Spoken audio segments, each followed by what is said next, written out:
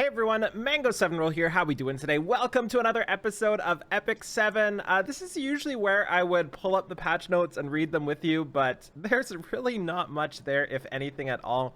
And it's already in the game. There's no maintenance at all. This kind of just tells me how much of a downtime this is. You know, like this is the patch before the storm. You know, this is what we're getting before everything explodes in our face. And I'm really hoping that's true. I really do.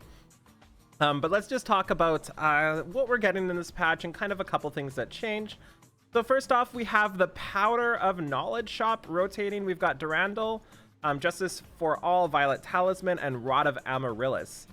Also some semi-okay 4-stars, but nothing to write home about. That said, Rod of Amaryllis is pretty much one of the build enabling and unit enabling artifacts in the game. So if you do not have Rod of Amaryllis, I would absolutely recommend you pick it up as fast as you can, or maybe not as fast as you can, but pick it up before this rotates out, because it is absolutely insane. You kind of almost need it for some Soul Weavers, and you never know who in the future might take huge advantage of this. Violet Talisman is not good right now, but I think it might be good in the future. I still have hopes for it to be good in some sort of raid scenario, but I just don't. I don't think it's a thing you need to summon for. Same with Justice for All. I'm not really a fan of this at all. I also don't like how it's at the end of a turn, because that kind of gives you up to get dispelled. It gives you up to, like, so many different things can happen. If it was at the start of the turn, maybe it would be slightly different, like starting you off with a increased attack buff or something like that.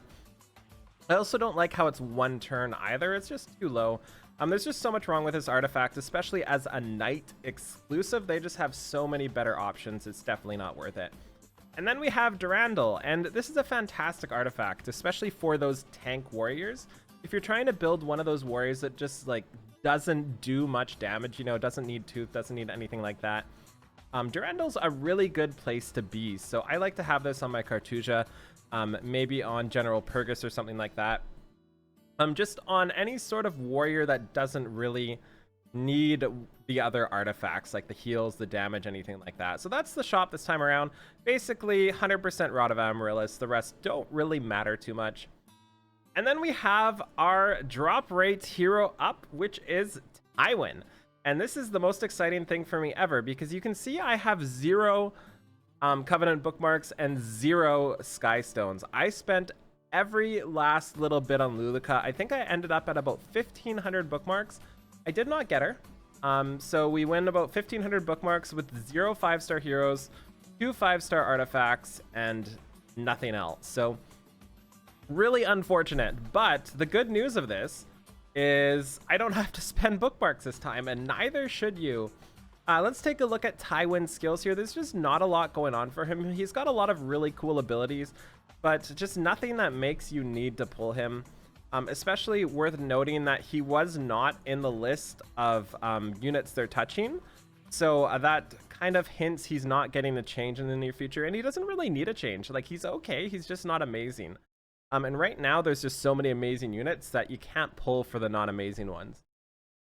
So cool thing about him, he's got like 110 speed awakened, which is really fantastic for a knight especially. That's looking great. Really good base defense and base HP. His skill 3 is an AoE defense break, 100% chance if you do increase the thing all the way down to +5 there. It also increases defense of the caster for 3 turns. And this is one of those things where I feel like a change could be made. You could give him a defense buff for your whole team. Maybe that would be kind of cool, you know, like that. Maybe that would make him kind of worthwhile, because just defense buff on himself, he doesn't care. It's all good, but it's good for when he's tanking, I guess. Commanding Shout, also really cool here. This is just a single target attack and crit chance. Crit chance buff is 50%, I believe. So it's a really, really good enabler, but at the same time, Oxlots is just better. But Oxlots is an ML 4-star that you might not have, so keep that in mind as well. He is not terrible for that sort of combo, so if you really have nothing else, you could Commanding Shout your Says and do that if you really want.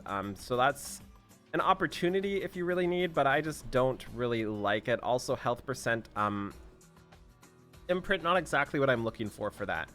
And his skill 1 is a 75% chance to dispel a buff on the target. damage dealt proportionate to max health, which isn't terrible, but I feel like there's 50 billion buffs right now, and that's not, like, one buff at a time on one target is not where you want to be, as opposed to something like provoke on your skill 1 or defense down or something like that. Just one random debuff is just not enough for me. So as you can see, my opinions of Tywin are pretty subpar. I do think he's great, but I don't think great is enough in this game right now. I think ridiculous and broken are enough in this game. But the cool thing is, his unspoken truth brings in some great things. We get a Mulagora seed here. We get 6 Nightmare Mass, which I will be buying. We get Blessing of Orbis, which I definitely need. That's exciting. And we get Path Power Loops, which I also need. I have 22 of them, but I promise you I'll run out soon. I will also be buying the Phantasmons. I will also be buying the Epic Frost Runes. I never leave these behind. These are such a pain to drop, or to farm endgame. I will also buy the bookmarks. I might buy the graders, or I might buy the regular small Frost Runes, but I won't buy the graders. I'll buy the penguins, and I'll buy the artifact charms, and I think that's about it for this patch, to be honest. Let's go check Stove really quick, if I can remember how to get there. Like, how do you even get there? Notices? Yeah, notices. We're here. So game maintenance. There we go. Yeah. Here we go. Okay, so was there anything we missed? I just wanted to take sure. Roman, Cecilia, and Tywin are the bonuses. We see all the loots here. We get 3 silver transmits. Why couldn't that be a gold? We've got the artifact shops. Yeah, and that's literally it. So there's nothing else at all. So yeah, that's it for today, I guess. I don't really know what else to talk about. Do we have any new events or anything? It's just a kind of a dry patch, which is a good thing again for me because I have no flippin' bookmarks, actual 0. So I'm pretty excited for a downtime patch. As for what I'm doing right now for the future, I am not spending any resources. I'm spending absolutely 0. And I am just farming as much fodder as I physically can for next week or the week after, whenever anything big in quotes happens. Because I know it's going to happen and we might as well be ready for it, you know? Like, we might as well have as much resources as possible to be ready for something like that.